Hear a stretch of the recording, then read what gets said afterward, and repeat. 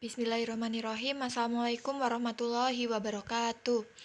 Yang terhormat Bapak Dr. Andi Wahyudi selaku dosen pengampu mata kuliah Problematika Pendidikan. Di sini saya Rizka Utami dengan NIM 201300178 dari PGSD 2020 kelas B akan mempresentasikan hasil sintesis dari 5 jurnal yang sudah saya analisis sebelumnya.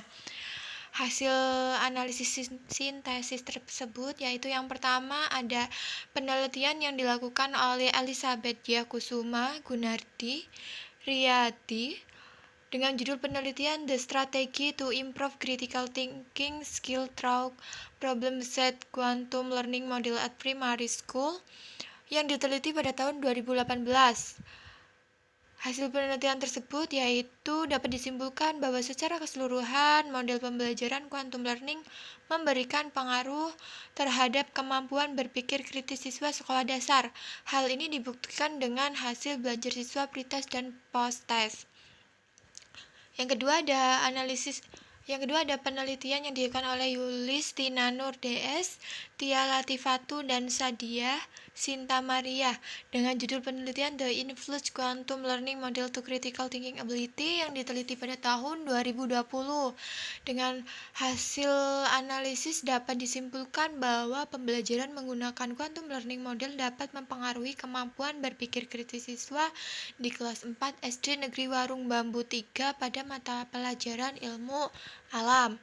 Yang ketiga ada penelitian yang dilakukan oleh Ajeng Mutia Rahmani dan Neni Nadiroti Musliha dengan judul penelitian pengaruh model pembelajaran quantum learning terhadap kemampuan berpikir kritis siswa.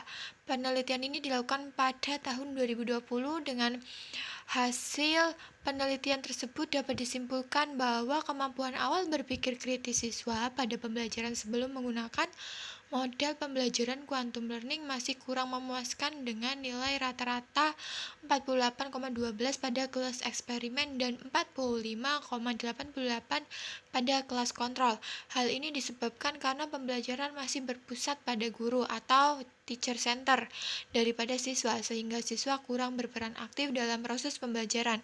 Akhirnya tujuan pembelajaran tidak dapat diresap baik oleh siswa. Yang keempat, ada penelitian yang dilakukan oleh Alpen Ambarita, Putri Intan Nurjana, dan Herman Tarigan dengan judul penelitian pengaruh model quantum teaching terhadap kemampuan berpikir kritis siswa peserta didik pada pembelajaran matematika kelas 5 SD negeri. Penelitian ini dilakukan pada tahun 2020. Dengan hasil penelitian yang telah dilakukan dapat disimpulkan bahwa terdapat pengaruh yang signifikan pada penggunaan model quantum teaching terhadap kemampuan berpikir kritis peserta didik pada pembelajaran matematika kelas 5 SD Negeri 1 Metro Timur. Peningkatan kemampuan berpikir kritis peserta didik dengan model quantum teaching sebesar 0,48 dengan kategori sedang ditunjukkan dengan nilai uji hipotesis, post-test, kelompok eksperimen, dan kelompok kontrol yaitu terhitung lebih besar dari tabel yaitu 2,873 lebih besar dari 2,060 serta terdapat nilai F hitung lebih besar dari F tabel yaitu 6,06 lebih besar dari 4,26.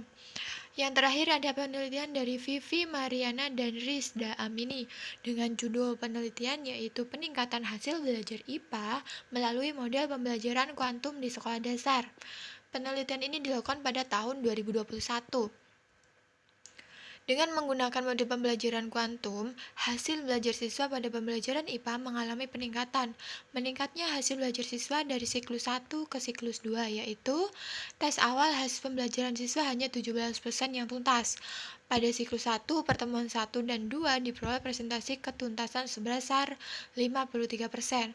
Pada siklus 2, hasil belajar siswa diperoleh presentasi ketuntasan sebesar 86%. Terdapat 26 orang siswa mendapat nilai 80 sampai 90 dan hanya 4 orang siswa yang nilainya kurang dari 80. Hal ini menggunakan model pembelajaran kuantum pada pembelajaran IPA di kelas 4.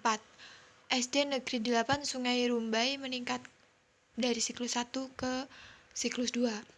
Jadi, ringkasan dari analisis di atas bahwa pada penelitian yang pertama, meneliti mengenai pengaruh pembelajaran menggunakan model pembelajaran quantum learning dengan mengukur hasil pretest dan post-test. Penelitian yang kedua, meneliti tentang pengaruh quantum learning menggunakan metode berkelompok dan diberikan post-test dan pretest juga. Yang ketiga, meneliti tentang hasil belajar siswa sebelum menggunakan model quantum learning dan sesudah menggunakan quantum learning. Penelitian yang keempat, meneliti keefektifan quantum learning untuk meningkatkan kemampuan berpikir kritis siswa. Yang kelima, meneliti tentang hasil belajar siswa pada siklus sebelum dan sesudah menggunakan model pembelajaran quantum learning. Perbedaan penelitian saya dengan penelitian sebelumnya adalah berdasarkan objek yang diteliti, lokasi penelitian, dan metode penelitian. Untuk penelitian yang saya lakukan menggunakan metode penelitian dan pengembangan R&D. Jadi dalam penelitian saya akan dihasilkan sebuah produk. Sedangkan penelitian sebelumnya menggunakan model pengembangan AI. Hal inilah yang menjadi pembeda antara penelitian saya dengan penelitian sebelumnya. Mungkin itu yang dapat saya sampaikan, kurang lebihnya saya mohon maaf. Terima kasih. Wabillahi taufik wal hidayah. Wassalamualaikum warahmatullahi wabarakatuh.